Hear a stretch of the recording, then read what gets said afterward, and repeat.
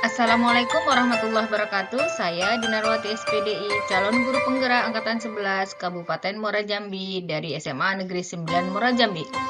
Baiklah, saya akan menyampaikan tentang aksi nyata saya, modul 1.4 budaya positif. Dengan fasilitator Bapak Suparman SPD MPD, pengajar praktik Bapak Nanang Sriadi SPD. Adapun yang akan saya paparkan adalah rancangan tindakan dari aksi nyata.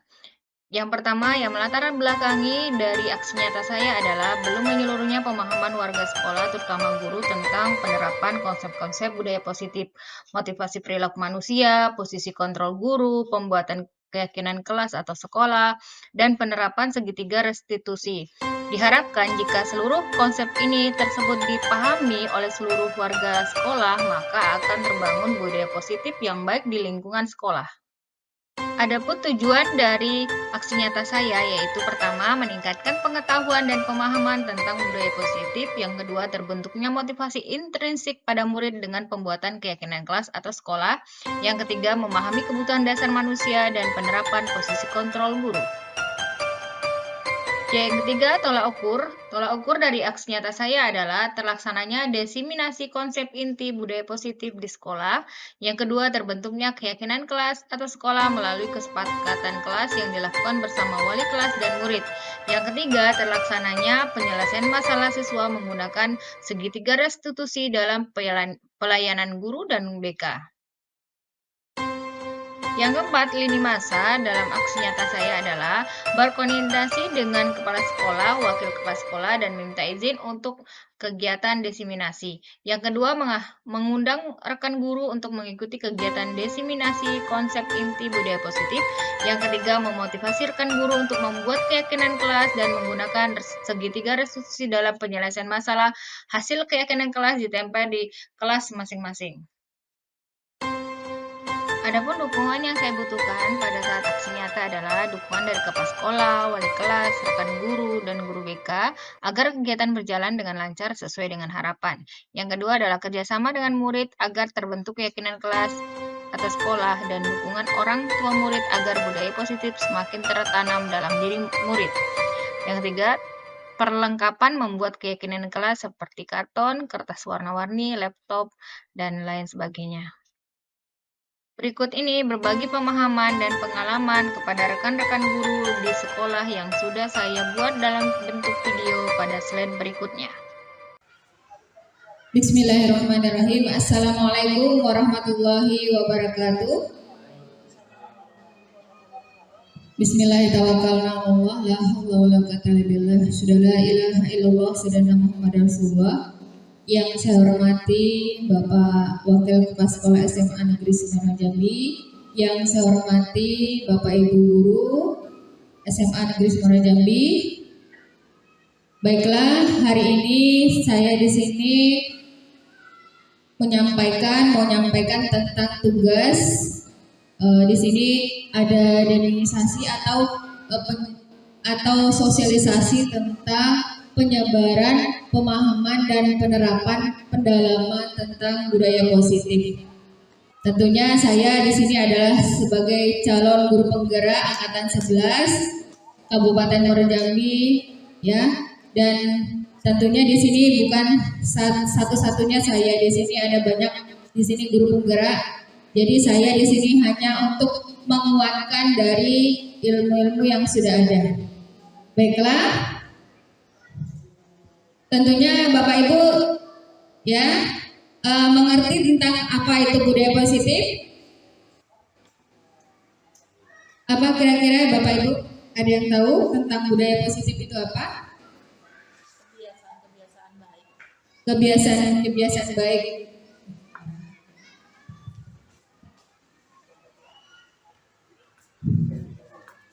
Budaya positif. Budaya positif adalah budaya kebiasaan-kebiasaan baik yang biasanya ada di lingkungan sekitar kita, biasanya entah itu di sekolah ataupun di masyarakat. Ya, terima kasih. Jadi adalah pembiasan-pembiasan yang kita lakukan, ya, yang kita lakukan dalam lingkungan kita, baik itu di sekolah maupun di rumah maupun di masyarakat. Nah, budaya positif sendiri di sini ada 8 konsep inti dari budaya positif. Ya. Yang pertama ada perubahan paradigma belajar, yang kedua ada disiplin positif, yang ketiga ada nilai-nilai kebajikan, yang keempat ada kebutuhan dasar manusia, yang kelima ada motivasi perilaku manusia, yang keenam posisi kontrol guru, yang ketujuh keyakinan kelas, yang kedelapan segitiga restitusi. Ya, sebelum saya lebih lanjut untuk menjelaskan atau memaparkan tentang 8 inti konsep budaya positif, ya saya ingin melihat hari ini, ayo kita seperti biasa sebelum kita materi, ya kan? Saya memaparkan materi ini. Apa dalil dari SMA 9 Muara Jambi? Seroja? Yes, simpatik. Ya, oke. Sekali lagi. Seroja? Yes. Simpatik. Oke. Semangat Bapak Ibu. Ya, di sini saya bukan untuk menggurui atau misalnya ini hanya sekedar berbagi pengetahuan karena saya sudah mendapatkan ilmu, jadi saya ingin berbagi untuk Bapak Ibu semuanya supaya apa yang saya dapatkan Bapak Ibu juga dapatkan, ya. Jadi tidak ada ketimpangan komunikasi antara kita supaya apapun nantinya yang kita komunikasikan bersama itu bisa nyambung, ya. Oke. Yang pertama, perubahan paradigma belajar. Di sini ada pembelajaran dalam paradigma baru, yaitu mengubah metode belajar yang awalnya teacher center atau berpusat pada guru menjadi student center atau berpusat pada murid. Pembelajaran berpusat pada murid, ya, tentunya menggunakan pembelajaran diferensiasi. Nah, Bapak Ibu semuanya apa sudah melaksanakan atau tentunya mengenal ya tentang apa itu pembelajaran berpusat pada guru dan berpusat pada murid. Nah, apakah sampai sejauh ini yang dilakukan sudah berpusat pada murid atau masih berpusat pada guru? 50-50. Masih 50-50. Iya, jadi nggak apa-apa ya. Semuanya, termasuk saya di sini masih dalam proses untuk mewujudkan namanya pendidikan yang berpusat pada murid. Artinya yang berpusat pada murid itu bagaimana? Ya, artinya pembelajaran diferensiasi. Artinya diferensiasi itu adalah pembelajaran berdasarkan kebutuhan murid kita. Karena setiap murid itu memiliki latar belakang yang berbeda, memiliki motivasi yang berbeda, memiliki gaya belajar yang berbeda. Maka disitulah kita memenuhi namanya kebutuhan dari murid-murid kita. Ya, selanjutnya ada namanya dari diferensiasi itu merupakan perwujudan dari cita-cita dari Ki Hajar Dewantara. Ya, Ki Hajar Dewantara menginginkan namanya kita sebagai pendidik itu adalah harus menuntun murid, ya, menuntun segala kodrat yang ada pada anak, baik kodrat alam maupun kodrat zaman, ya, agar tercipta namanya profil pelajar Pancasila. Jadi dari kodrat, setiap anak punya kodrat alam dan kodrat zamannya. Jadi hari ini kita menuntun anak untuk mengikuti kodrat zaman, artinya hari ini kita pakai serba digital ya. Jadi kita belajar juga untuk bagaimana anak itu mengetahui tentang belajar digital. Selanjutnya, dalam wujud dari terciptanya profil pelajar Pancasila tentunya ada 6 dimensi yang harus kita wujudkan bersama. Apa saja itu? Yang pertama yaitu beriman dan bertakwa pada Tuhan Yang Maha Esa dan berakhlak mulia. Biasanya saya menyampaikan ke anak itu sebelum belajar ya, kita ada ininya, apa namanya, simbolnya beriman dan bertakwa ya kan, kepada Tuhan yang Maha Esa, lalu berakhlak mulia. Ya, jadi ini harus kita wujudkan bersama. Yang kedua adalah berkepentingan global, artinya kita di sini dari berbagai suku bangsa kita juga mewujudkan itu. Ya, jangan meninggalkan budaya-budaya yang ada. Ya, jadi Ki Hajar Dewantara ini juga tidak meninggalkan budaya Indonesia, menselaraskan dengan pendidikan yang sekarang, pembelajaran sekarang. Selanjutnya ada mandiri, ya. Jadi harapannya kita mewujudkan siswa murid yang mandiri. Lalu ada bergotong royong. Di sini bergotong royong artinya bukan hanya untuk membersihkan sekolah kita, tetapi tentang kebersihan, tetapi kita juga berkolaborasi. Artinya berkolaborasi, bekerja sama untuk mewujudkan pembelajaran yang berpusat pada murid. Selanjutnya ada berpikir kritis, selanjutnya ada kreatif. Inilah cita-cita dari Ki Hajar Dewantara yang harus kita wujudkan bersama di sekolah ini supaya nantinya murid-murid yang kita harapkan menjadi generasi kita penerus bangsa ini dapat menjadi generasi yang generasi emas, ya, generasi yang layak untuk memajukan negara kita ini.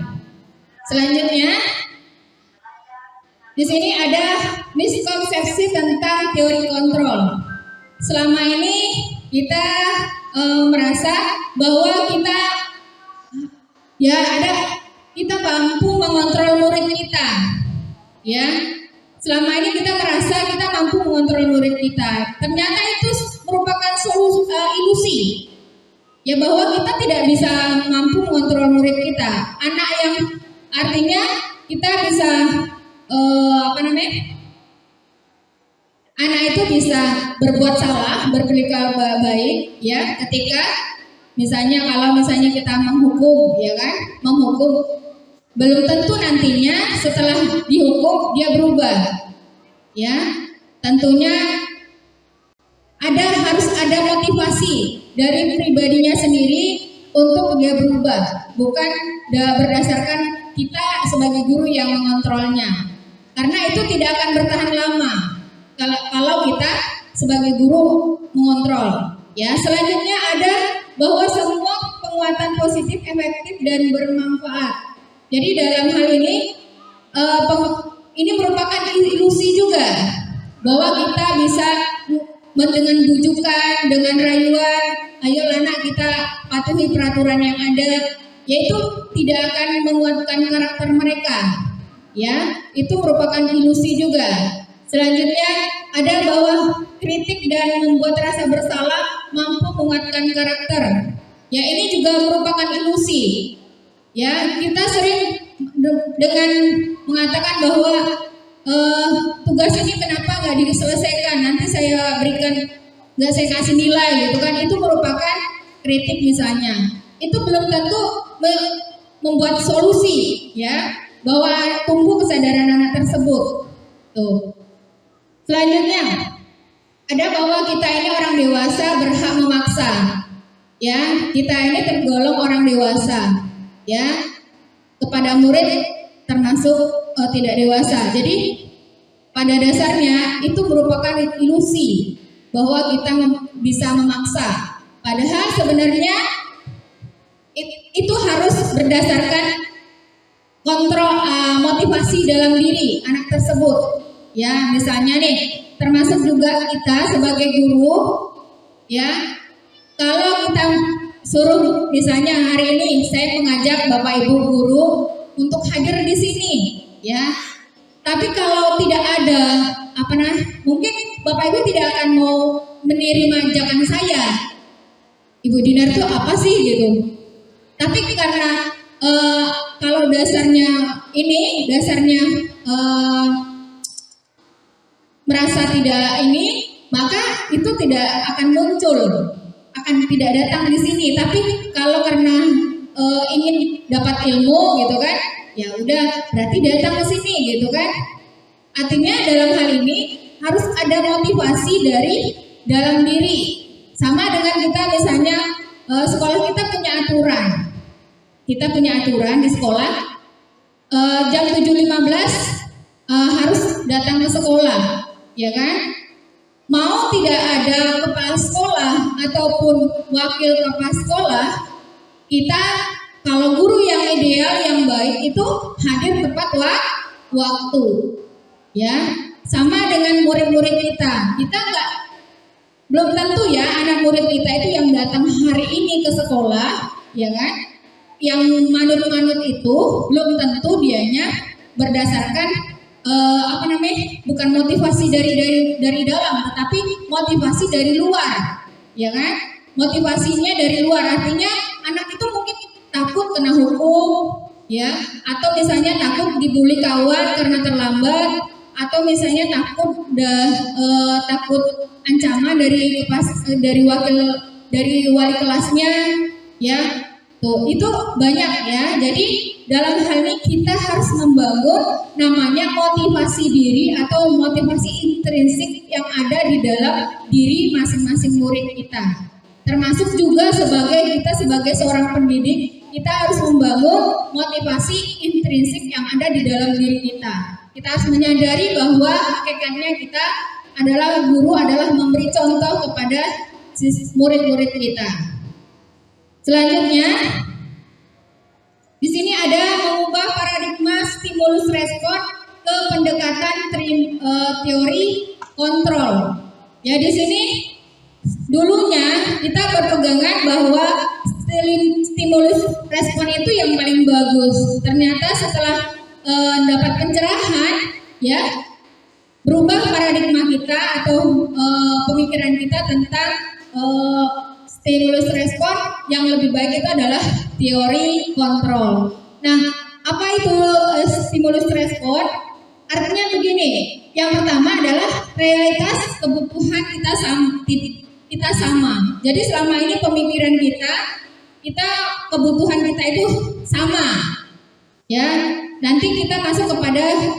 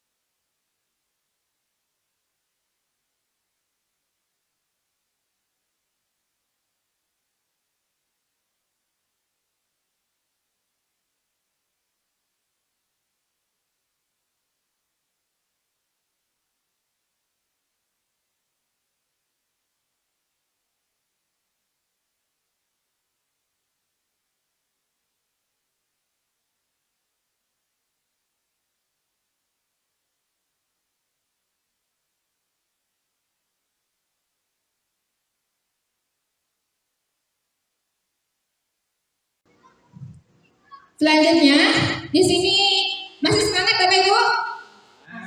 Masih. Suaranya? Yes, yes. Simpatik ya. Ya, simpatik ya. Yang baru dari kasus kita. Berganti ya. Oke, kita lanjut ya Bapak Ibu ya. Nah, di sini saya akan memaparkan tentang disiplin positif.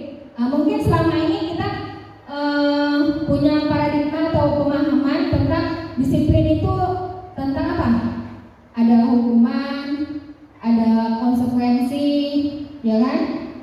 Ada aturan atau tata tertib. Ternyata setelah saya belajar nih, ya, ternyata disiplin itu berasal dari kata disiplina, artinya belajar, ya. Disiplin itu mengacu pada disiplin diri, ya, yang memiliki tanggung jawab terhadap apa yang dilakukannya, ya, berdasarkan nilai-nilai yang diyakini.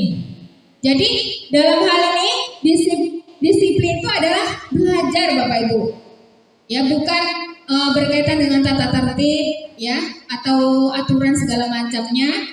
Jadi disiplin itu belajar, artinya bertanggung jawab terhadap diri, ya, apa yang sudah dilakukan, ya, tuh. Nah, disiplin positif itu merupakan salah satu cara penerapan disiplin yang bertujuan untuk menumbuhkan kesadaran, ya, menumbuhkan kesadaran serta memberdayakan murid tanpa imbalan penghargaan, ancaman maupun hukuman.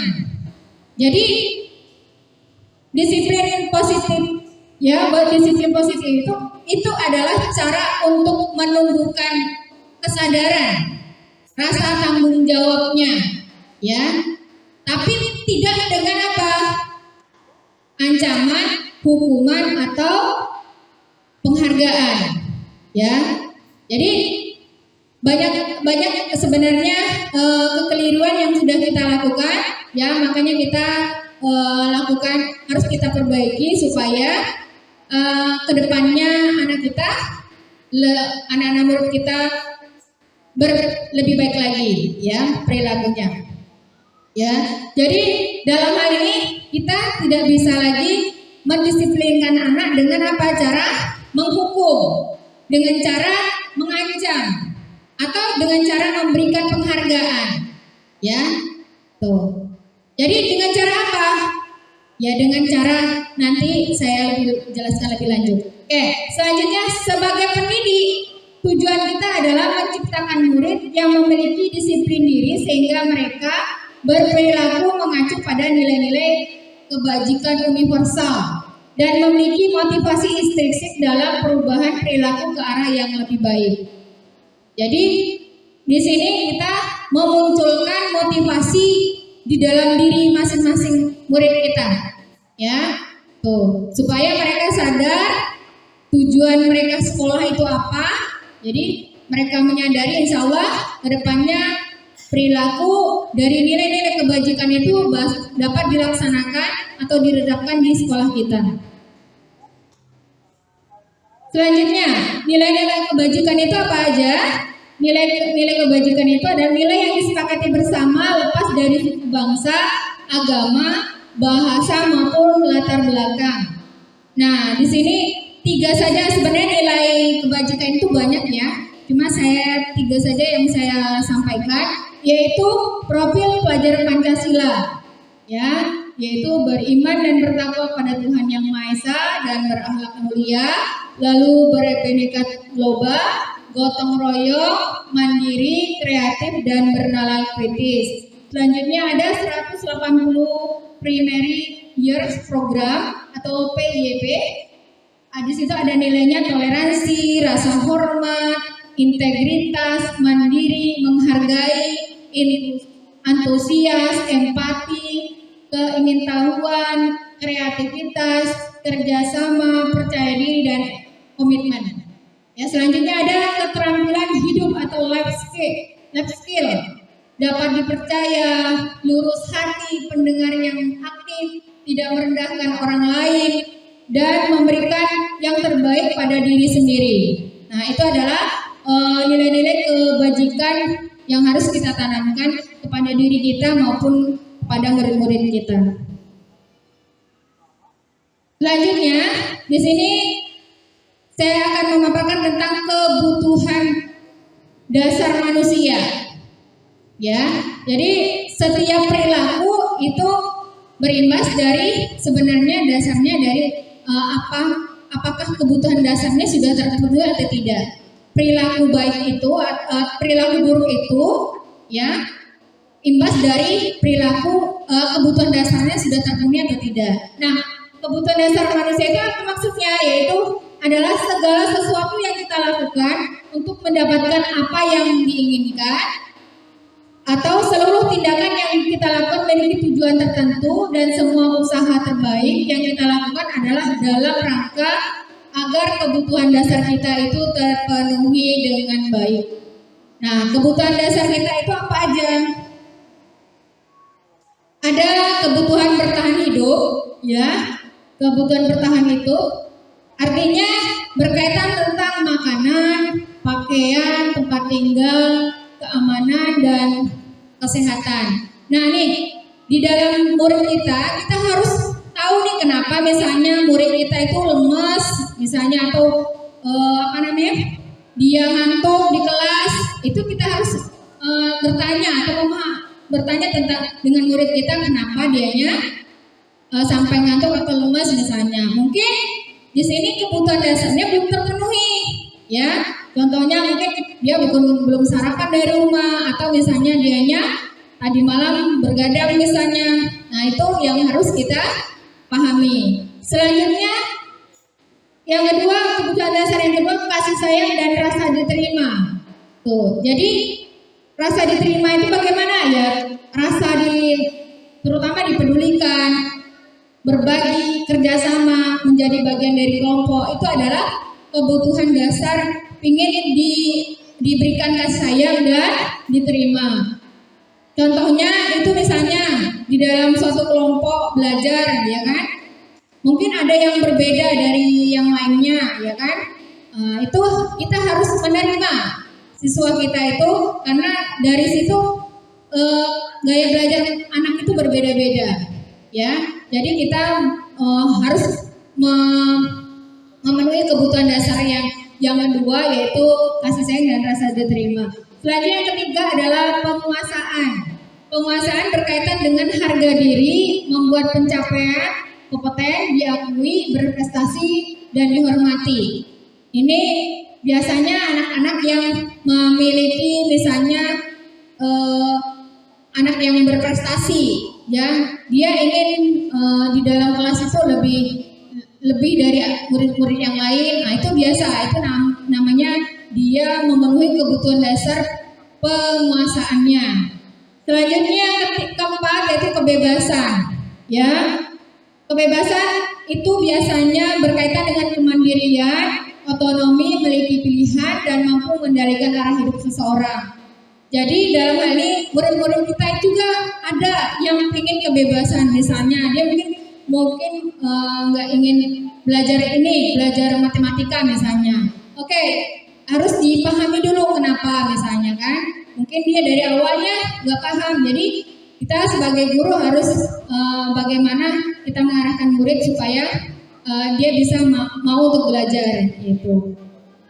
Nah, kebebasan ini juga anak ini biasanya cenderung pengen mandiri, ya, pengen mandiri. Misalnya anak tuh sering ya ngasih tahu, Bu, dianya nggak kerja, misalnya kerja kelompok dia nggak kerja, ya saya kerjain sendiri. Nah, itu biasanya berarti dia ada dalam hal ini memenuhi tentang kebebasannya untuk berkreasi. Selanjutnya ada kesenangan.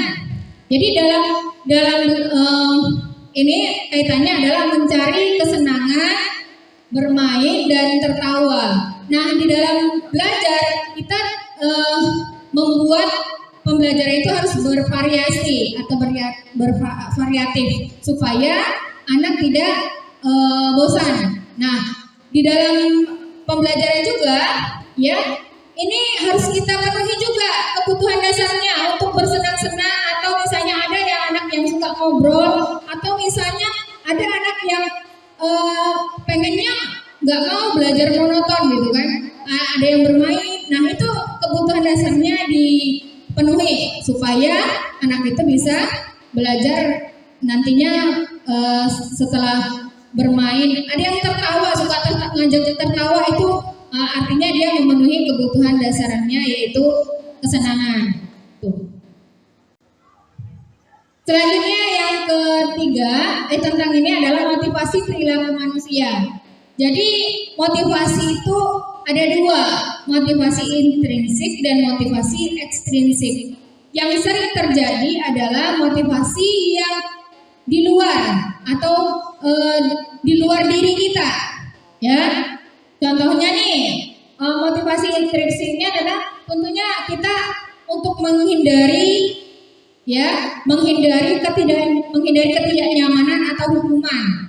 Ya, jadi anak murid kita harus menyadarkan bahwa jangan karena menghindari hukuman, tapi harus dimotivasi dari dalam, ya. Atau misalnya kita nih datang ke sekolah, ya, bukan untuk menghindari ketidaknyamanan. Kita disiplin itu bukan untuk menghindari ketidaknyamanan, tetapi karena memang berasal dari dalam diri kita sendiri untuk disiplin.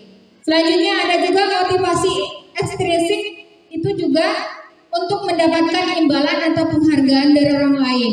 Nah, kita harus menghindari namanya motivasi ekstrinsik ini, supaya apapun yang kita lakukan itu bukan berdasarkan karena motivasi orang lain, tetapi motivasi yang ada dalam diri kita, yaitu motivasi maaf itu belum terketik intrinsik ya, yang itu intrinsik, yaitu bagaimana motivasi intrinsik, yaitu untuk menjadi orang yang mereka inginkan dan menghargai diri sendiri dan nilai-nilai yang mereka percaya.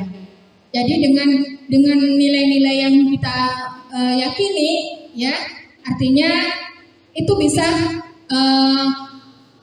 menanam kita atau merealisasikan dalam kehidupan kita. Selanjutnya di sini ada biasanya ya namanya hukuman. Ini kan biasa kita berhubungan dengan hukuman, ada konsekuensi, ada segitiga restitusi. Yang sering kita lakukan adalah hukuman dan konsekuensi. Nah, saya juga menemukan hal baru tentang di guru penggerak ini tentang segitiga restitusi, ya. Ini baru saya temukan ilmunya. Nah, di dalam hukuman biasanya hukuman ini tidak terencana atau tiba-tiba. Misalnya anak datang terlambat, ya udah, nak kamu nyapu aja nak. Itu merupakan bentuk hukuman. Ya, selanjutnya murid tidak tahu apa yang akan terjadi atau tidak terjadi. Murid tidak tahu apa yang akan terjadi. Ya, artinya ketika dia datang terlambat, dia nggak tahu apa hukumannya yang akan dilakukannya. Ya, selanjutnya bersifat satu arah. Artinya guru udah ngarahkannya satu arah gitu kan. Nah ini kamu hukumannya ini gitu kan. Selanjutnya berupa hukuman fisik atau fisikis. Nah ini yang berupa hukuman fisik itu biasanya misalnya anak suruh nyapu, ya, nyapu halaman ini sekolah, atau misalnya kalau terlambat, kalau misalnya hukuman itu seperti biasanya terlambat ya, yang banyaknya ya anak murid kita. Itu biasanya kita ngasih hukumannya secara mendadak, misalnya kita ngasih suruh bersih-bersih, ya kan? Nah itu merupakan bentuk hukuman. Nah yang lebih anunya lagi adalah kita harus menghindari memberikan hukuman secara fisikis. Artinya mentalnya kita harus bangun. Ya bukan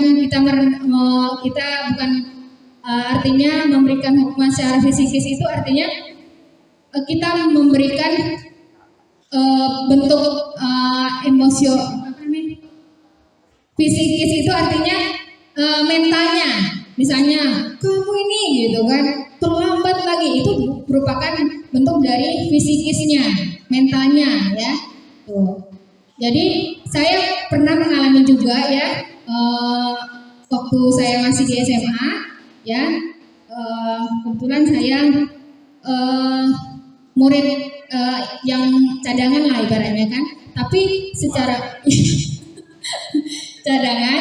Nah, ternyata saya masuk gitu kan dengan yang wakil kepala sekolahnya saya di inilah agak menyelekit juga, walaupun sebenarnya kita tuh gak dendam gitu kan, tapi itu akan menanam memori kita sampai kapanpun bakal diingat. Jadi kita sebagai guru harus berusaha untuk tidak menanamkan memori yang jelek kepada murid-murid kita. Kita harus memberikan pengalaman-pengalaman berharga kepada murid-murid kita, kesan-kesan yang terbaik pada murid-murid kita selama sekolah di SMA 9. Selanjutnya ada konsekuensi, yaitu tentunya konsekuensi terencana. Ini berhubungan dengan tata tertib yang ada di sekolah kita. Misalnya kalau nggak pakai sepatu ke sekolah misalnya, berarti sendalnya ditinggal di kantor. Ya kan pernah begitu ya? Atau misalnya tidak pakai seragam, pakai seragamnya beda. Nah itu hukumannya apa Mister biasanya? Konsekuensinya apa biasanya kawan? Bersih-bersih, ya kan? Artinya konsekuensi ini aturan atau tata tertib yang sudah sudah disepakati gitu kan? Sudah ada tata tertibnya, sudah tertulis gitu. Jadi hukumannya ini, konsekuensinya ini gitu. Selanjutnya murid tetap dibuat tidak nyaman, ya murid tetap dibuat tidak nyaman. Oke. Selanjutnya sikap guru selalu memonitor murid, ya artinya harus memantau anak murid kita, ya terus memantau yang perbuatan yang jelek itu dipantau, ya. Selanjutnya untuk segitiga restitusi yang baru saya terima ilmunya itu adalah proses menciptakan kondisi bagi murid untuk memperbaiki kesalahan.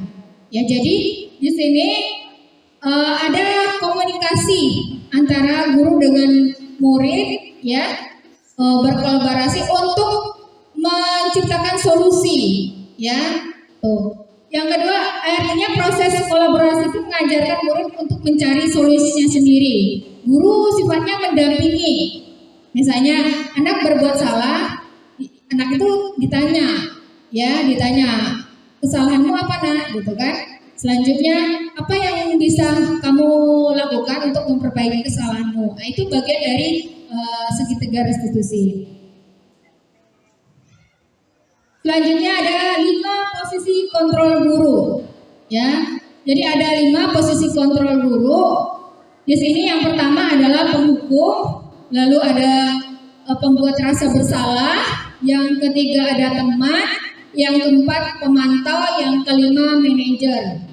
Kira-kira yang dari kelima posisi kontrol ini yang sudah dilakukan yang mana ya Bapak Ibu? Yang keempat ya. Yang keempat. Yang mana? Manajer. Jadi saya akan memaparkan lebih lanjut tentang posisi kontrol guru. Nah, di sini ada penerapan 5 posisi kontrol guru. Ya, contohnya nih kasus ketika anak terlambat. Nah, kita sering posisi kontrol penghukum itu sering mengucapkan bahwa karena kamu terlambat, kamu bersih-bersih di halaman sekolah ya, atau nyapu di halaman sekolah ya, gitu kan? Itu bagian dari posisi kontrol guru sebagai penghukum. Nah, posisi kontrol guru sebagai pembuat rasa bersalah itu biasanya ini kita mengatakan bahwa berkali-kali ibu katakan jangan terlambat ke sekolah, tapi kamu selalu mengecewakan ibu. Ibu kecewa sekali dengan kamu selalu saja terlambat. Itu bagian dari membuat rasa bersalah, ya.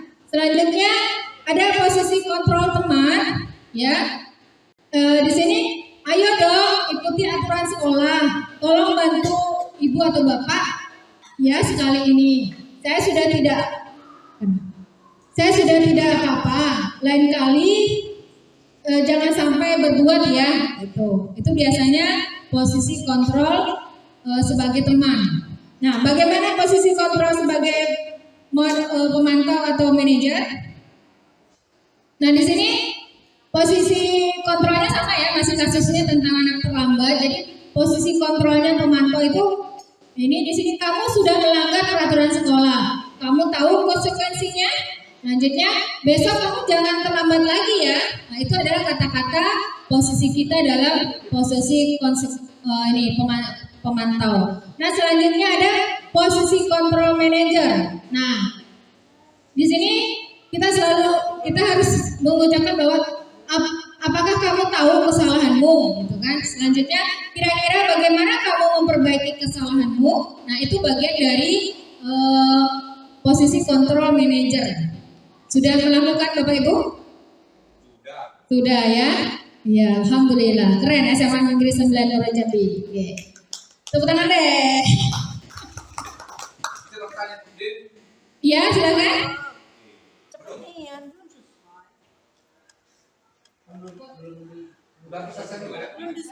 Belum. Panjang. Belum ya? Oke.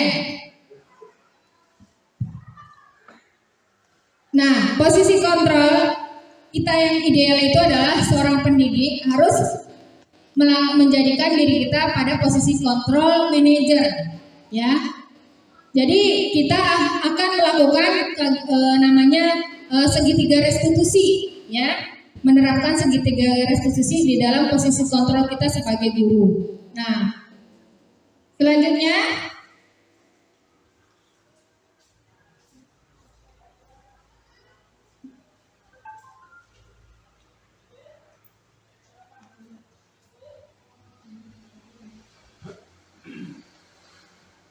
Ya, nah saya mau bertanya pada Bapak Ibu semuanya, kira-kira kalau ini kira-kira apa nih posisinya nih?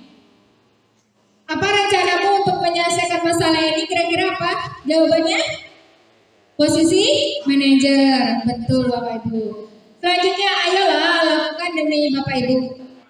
Iya, sebagai teman. Oke, tepuk tangan tuh, kawan. Iya, selanjutnya mudah-mudahan nanti lebih lanjut bagi yang pengen mengetahui bagaimana ininya bisa ya. Selanjutnya saya akan memaparkan tentang keyakinan kelas ya. Mengapa sih mengapa keyakinan kelas gitu kan, pertanyaannya adalah mengapa keyakinan kelas. Selanjutnya mengapa bukan peraturan kelas. Nah, kira-kira ada yang tahu kenapa kok harusnya keyakinan kelas yang ada di kelas yang harus dipaparkan di kelas kita, kelas-kelas di sekolah kita? Ada yang tahu kenapa keyakinan kelas? Mario? Kenapa keyakinan kelas bukan peraturan kelas? Kira-kira kenapa? Iya, kenapa harus keyakinan kelas bukan peraturan kelas lagi? Karena ini paradigma yang harus kita rubah juga, ya. Iya, silakan Mister. Kenapa Mister? Karena kalau keyakinan di sini kita yakin berarti sudah semua sepakat gitu kan, kesepakatan yang peraturan yang dibuat satu kelas. Kalau ini kayaknya peraturan itu bisa aja hanya dibuat oleh gurunya atau hanya sebagian. Iya, betul, ya. Betul sekali, tepuk tangan tuh Mister. Iya, jadi kesepakatan keyakinan kelas itu berdasarkan dari kesepakatan ya guru dan murid ya tuh. Nah, jadi dalam hal ini kesepakatan itu keyakinan kelas itu muncul dari kesepakatan murid-murid dan guru ya. Berdasarkan apa? Dari keyakinan yang akan dimunculkan ya. Tuh. Jadi di sini pembentukan keyakinan kelas itu sifatnya harus abstrak ya. Selanjutnya berupa pernyataan universal atau umum ya. Selanjutnya dibuat dalam pernyataan positif. Artinya di sini tidak ada lagi kata-kata yang bersifat negatif, contohnya dilarang atau tidak boleh. Nah, itu adalah kata-kata yang negatif. Nah, positifnya apa? Misalnya dilarang membuang sampah sembarangan itu sekarang berubah menjadi positifnya jagalah kebersihan. Selanjutnya, kalau misalnya nih tidak boleh, kita positifnya tidak boleh menggunakan HP pada saat pembelajaran. Jadi dirubah menjadi positif apa? Bisa mematikan HP saat pembelajaran. Iya, oke. Itulah contoh dari pernyataan positif tadi, pembuatan pernyataan positif. Selanjutnya sedikit saja agar mudah diingat, lalu sesuai dengan kondisi kelas atau sekolah sehingga mudah diterapkan. Semua warga sekolah dilibatkan saat membuat keyakinan kelas. Selanjutnya, Antara kelas 10 tahun, 10, 11, 5, 11 itu beda keyakinan semua ya? apa? Beda keyakinan semua. Beda keyakinan. Ya, begini Mister, kenapa kok keyakinan itu dijadikan sebagai bukan peraturan lagi? Karena contohnya nih, saya nih ya sebagai seorang muslim atau muslimah, saya sholat kenapa? Karena saya yakin dengan Allah. Itu artinya keyakinan itu yang mau kita tumbuhkan. Tuh, dari nilai-nilai kebajikan tadi. Tuh. Misalnya nih, kita pertama disiplin waktu misalnya, itu keyakinan yang harus kita tanamkan. Tuh, sama dengan tadi, kenapa kita sholat? Karena saya yakin gitu kan pada Allah gitu misalnya gitu. Sama dengan yang tadi, bahwa kenapa kita disiplin? Karena kita pengen pengen ada tujuannya gitu kan. Tuh. Ya jadi setiap makanya berubah menjadi keyakinan kelas, bukan peraturan lagi. Selanjutnya, ini sudah saya praktekkan di kelas 11, ini ya 11.2 ya. Kemarin sudah saya praktekkan. Selanjutnya, nah ini segitiga restitusi. Apa itu segitiga restitusi? Segitiga restitusi adalah suatu proses dialog yang dijalankan oleh guru agar dapat menghasilkan murid yang mandiri dan bertanggung jawab. Nah, ada 3 tahapan dari segitiga restitusi, yaitu pertama memvalidasi kebutuhan, pertama menstabilkan identitas, yang kedua memvalidasi kebutuhan, yang ketiga menanyakan keyakinan. Jadi ada 3 tahapannya. Nah, bagaimana cara menstabilkan identitasnya? Ini berdasarkan prinsip membuat kesalahan itu adalah bagian dari proses pembelajaran. Jadi kita meyakinkan kepada siswa itu bahwa setiap kesalahan itu berdasarkan merupakan proses pembelajaran buat dia, ya. Nah, selanjutnya bagaimana caranya? Nah, kita menyampaikan berbuat salah itu wajar, gitu kan? Itu kata-kata dalam menstabilkan identitas, yaitu berbuat salah itu wajar. Selanjutnya tidak ada manusia yang sempurna. Selanjutnya Bapak Ibu tidak mau mencari kesalahan siapa yang salah, tapi Bapak Ibu ingin mencari solusi dari permasalahan kamu ini. Selanjutnya kamu berhak merasa begitu. Itu merupakan dari kata-kata dari yang harus kita terapkan dalam segitiga restitusi tentang menstabilkan identitas. Selanjutnya yang kedua, memvalidasi tindakan yang salah. Nah, memvalidasi ini berdasarkan prinsip setiap perilaku berupaya memenuhi suatu kebutuhan tertentu. Nah, artinya dalam hal ini kita harus tanya kenapa dia melakukan kesalahan itu. Nah, kata-katanya gimana? Kata-katanya, kamu pasti punya alasan melakukan hal ini, ya, atau hal itu. Selanjutnya, padahal kamu bisa melakukan yang lebih buruk dari ini. Tuh, padahal kamu bisa contohnya anak itu sudah berbuat kesalahan, nah kita inikan lagi ya, kita tanyakan lagi. Padahal kamu bisa melakukan hal lebih buruk dari itu. Selanjutnya, kamu patut bangga karena telah melindungi sesuatu yang penting bagimu, ya. Contohnya, misalnya marah gitu kan, kondisi marah itu bagian dari artinya dia melindungi sesuatu atau haknya gitu kan, atau misalnya kena anak itu mencontek apa gitu kan. Nah, tuh. Selanjutnya kamu melakukannya karena mempertahankan sesuatu yang penting bagimu, ya.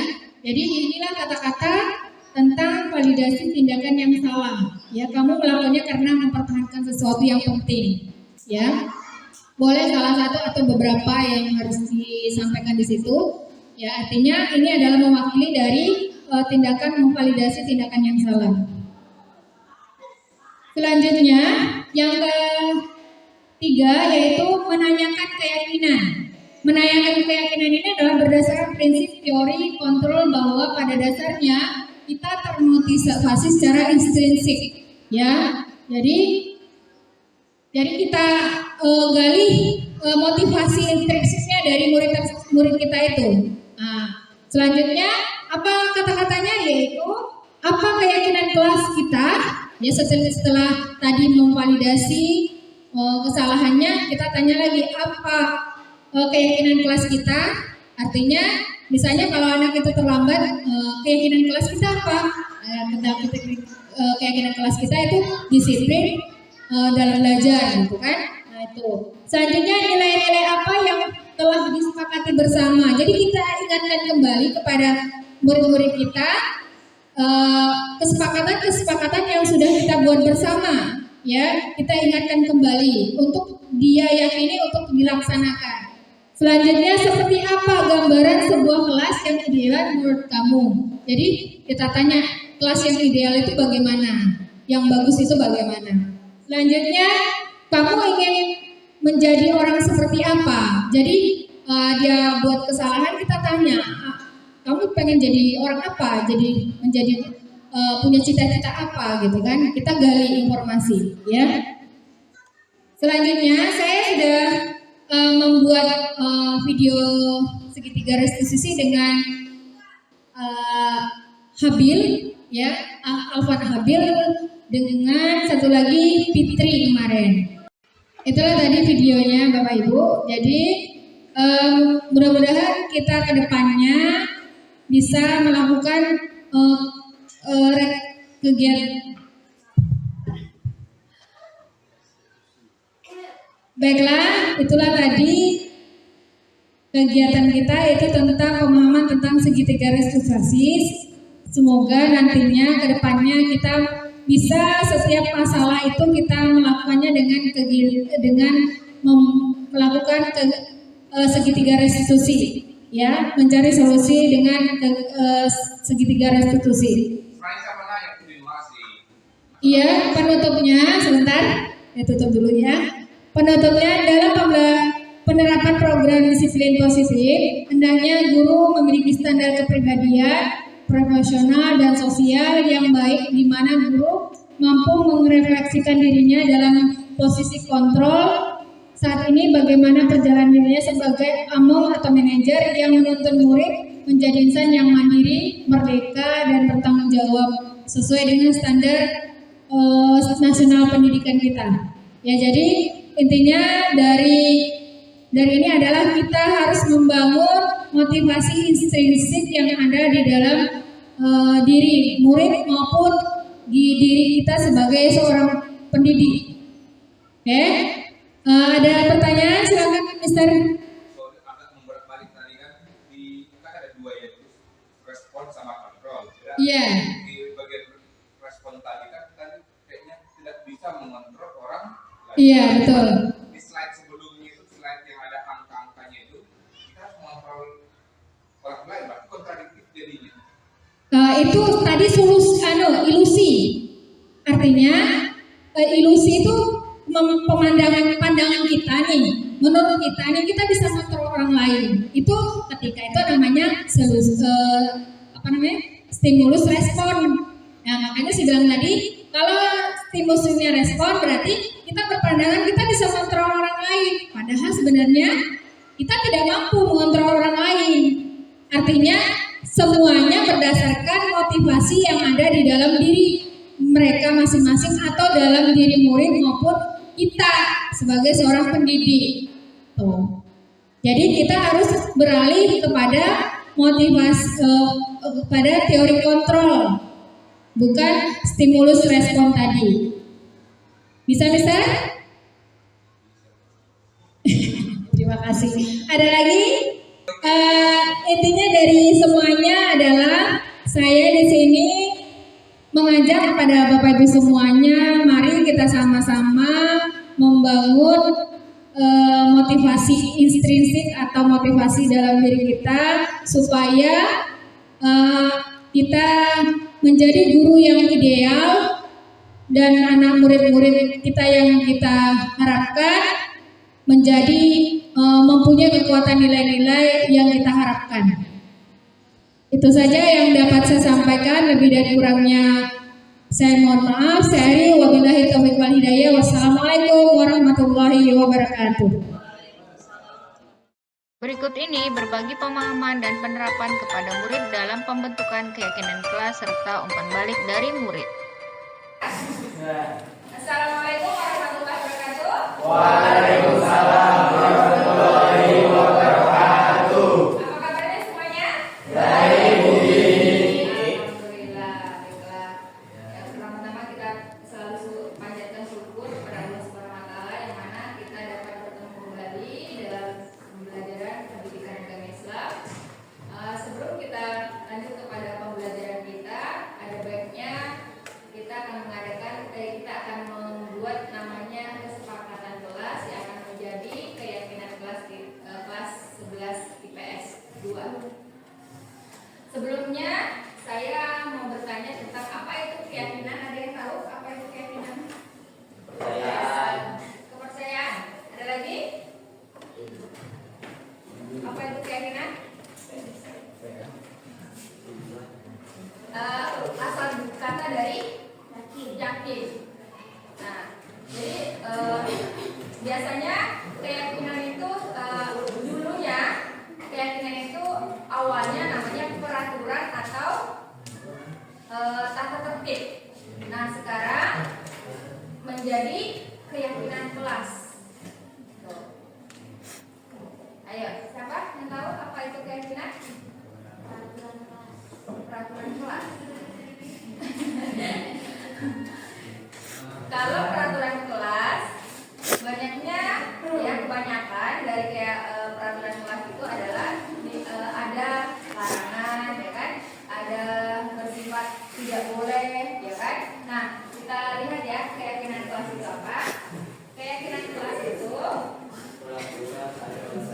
adalah seperangkat nilai ya, seperangkat nilai dan prinsip yang disepakati bersama oleh guru dan siswa untuk menciptakan lingkungan belajar yang positif dan kondusif. Nah, jadi dalam hal ini seperangkat nilai, ya, nilai itu banyak ya, nilai kebajikan itu banyak, ya, atau prinsip-prinsip hidup itu banyak.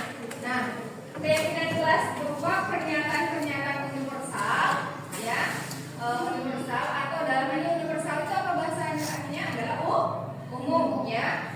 Dan dibuat dalam bentuk kalimat positif. Jadi sesuatu yang kalimatnya menjadi positif, tidak bisa menjadi kalimat yang negatif. Contohnya, dilarang membuang sampah sembarangan. Nah, itu sudah kalimat negatif. Nah, sekarang karena peraturan yang berbuat ini condongnya kepada negatif, maka sekarang menjadi yang positif, maka berubahlah menjadi keyakinan, ya. Keyakinan kelas itu harus mudah diingat dan dipahami oleh semua murid, ya. Jadi paham ya tentang keyakinan kelas? Ya. Artinya sesuatu yang seperangkat nilai atau prinsip, iya, yang disepakati bersama oleh guru dan siswa, ya, atau murid untuk menciptakan yang kondisi lingkungan belajar ya positif. Iya, positif. Oke. Selanjutnya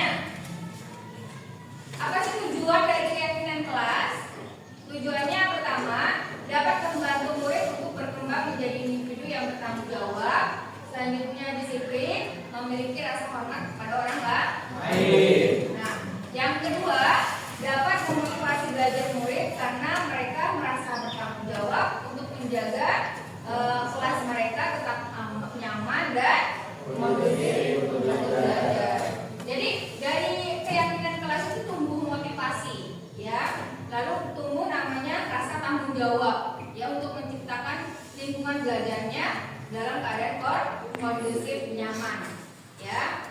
Jadi tidak ada lagi kata-kata yang negatif ya. Kita bangun kata-kata positif ya, misalnya contohnya tidak boleh membuang sampah ya. Nah, jadi berubah menjadi apa? Positifnya apa? Bukan, buang apa? Menjaga kebersihan. Ya, menjaga kebersihan. Apalagi? Contohnya yang negatif. Tidak. Misalnya tidak boleh apa? Apa?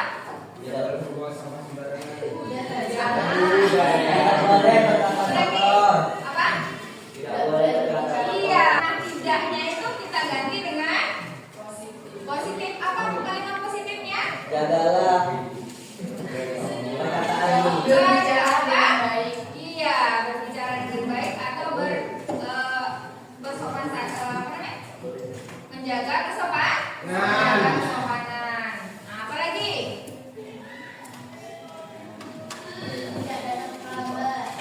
Tidak datang terlambat. Nah, kalau itu artinya tidak itu artinya negatif, maka kita ubah dari datanglah tepat waktu. datang tepat waktu. Bisa dipahami? Bisa. Oke, selanjutnya kita masuk ke apa sih langkah-langkahnya untuk membuat satu keyakinan di kelas? Menerapkan keyakinan pertama adalah meminta siswa untuk menulis keyakinannya. Yang kedua, membahas keyakinan yang telah ditulis. Yang ketiga, memilah keyakinan kelas. Yang keempat, mengubah keyakinan agar menjadi kalimat positif. Kalau misalnya nih, setelah kita tadi udah saya terangkan nih mengenai harus berubah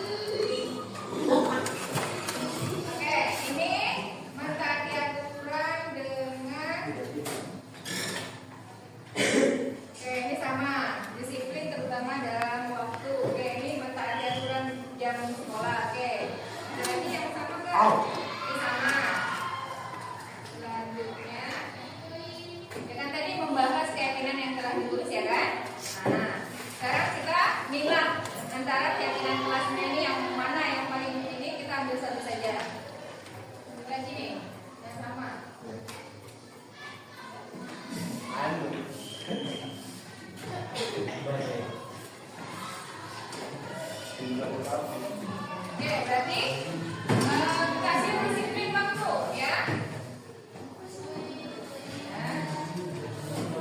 Oke, selanjutnya yang kedua. Ya. Ada tertib dalam selama mematikan HP saat belajar. Saya ingin tempat waktu masuk ke ini sama juga ya. Sama. Oke. Selanjutnya saya ingin menjadi orang sukses, ini cita-cita. Siapa itu?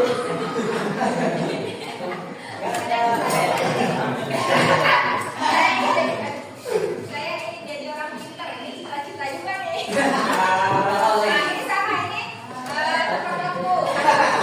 Saya ingin menjadi orang pintar sama ini.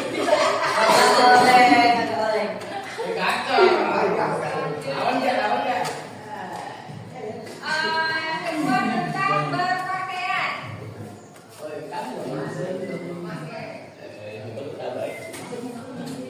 Berpakaian ini sama dengan sudah berarti berpakaian.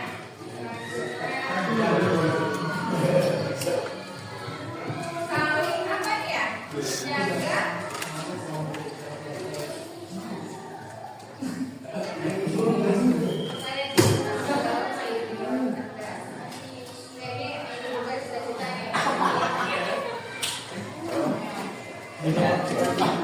Oke, jadi ini yang kedua, berpakaian standar dan sejahtera. Yang ketiga, hidup nyaman, damai, tanpa bulian. Oke. Oke, ini sama dengan yang ini. Menjaga kedamaian, kerukunan sama nih. Selanjutnya, tadi ada yang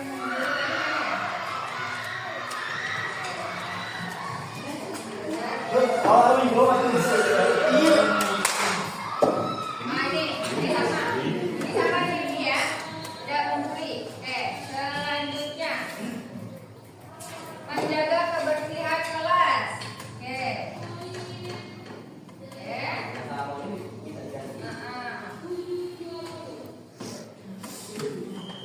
Ini saya ingin perubahan yang ada. Ini maksudnya perubahan apa ya ini? Ini perubahan apa? Saya ingin perubahan yang ada. Kenapa ini ya? Jelaskan coba kata-katanya. Kayak kembali ke ramen.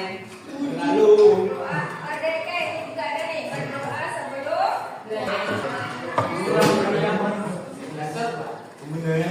matikan HP saat belajar. Yang ini ingin berbahagia bersama teman. Bertanggung jawab. Sudah ke ini ya, menjaga kebersihan kelas ya.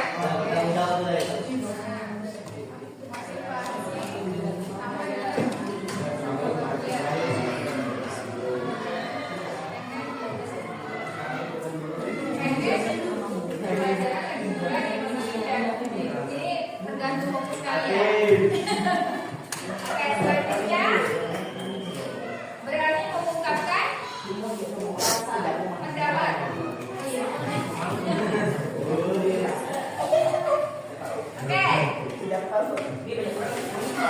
Ada yang perlu dikurangi atau cukup 5 saja atau udah ke ini ya, menjaga kebersihan kelas ya. Sama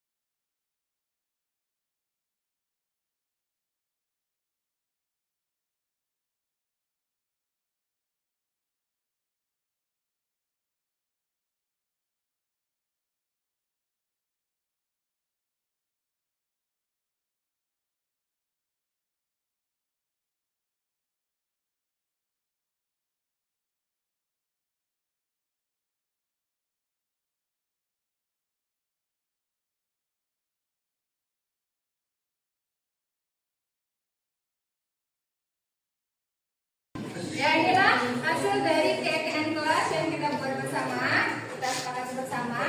Nah, ini hasilnya. Ya, oke.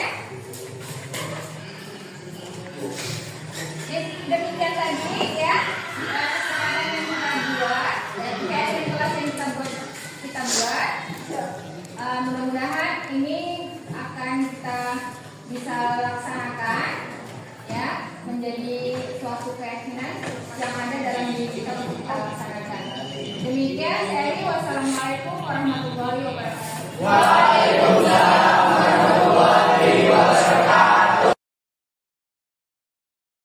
warahmatullahi wabarakatuh. Perkenalkan, nama saya Isya Krismia Molidia. Saya berasal dari kelas 11-2. Saya sangat senang sekali mengikuti kegiatan membuat keyakinan kelas. Manfaatnya untuk memotivasi diri saya untuk disiplin. Wassalamualaikum warahmatullahi wabarakatuh. Assalamualaikum warahmatullahi wabarakatuh. Perkenalkan, nama saya Fidi Ramadan dari kelas 11-2. Saya sangat senang sekali mengikuti kegiatan membuat keyakinan kelas 11-2. Manfaatnya memotivasi diri saya untuk bertanggung jawab untuk kenyamanan kelas 11-2. Wassalamualaikum warahmatullahi wabarakatuh.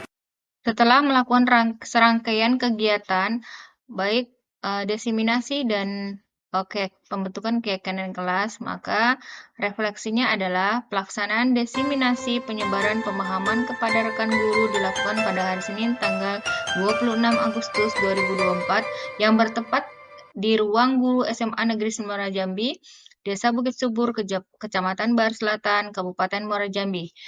Diseminasi ini dihadiri oleh 11 orang guru dan 2 tata usaha SMA Negeri Semarang Jambi. Walaupun banyak terdapat kekurangan dalam penyampaian, semoga tetap memberikan manfaat bagi rekan guru dalam memahami dan menerapkan budaya positif di sekolah. Adapun refleksi dari pembentukan keyakinan kelas ini, pembentukan keyakinan kelas ini dilakukan bersama murid SMA Negeri Semarang Jambi kelas 11-2. Saya melakukan pembentukan keyakinan kelas pada hari Jumat tanggal 23 Agustus 2024. Pada pembentukan keyakinan kelas 11-2 tersebut, murid-murid sangat antusias dan bersemangat sekali. Semoga dengan pembentukan keyakinan kelas ini, murid-murid dapat memahami dan menerapkan keyakinan kelas tersebut baik di lingkungan kelas, sekolah, maupun di rumah mereka. Refleksi terhadap diri saya, perasaan saya setelah melakukan diseminasi tersebut sangat lega karena telah berbagi ilmu yang saya dapatkan di pendidikan guru penggerak. Walaupun dalam penyampaian tidak sempurna atau terdapat kekurangan, namun diseminasi ini dapat memberikan pencerahan pada rekan guru dan murid agar bersama-sama kita membangun dan menerapkan budaya positif di sekolah SMA Negeri Semarang Jambi.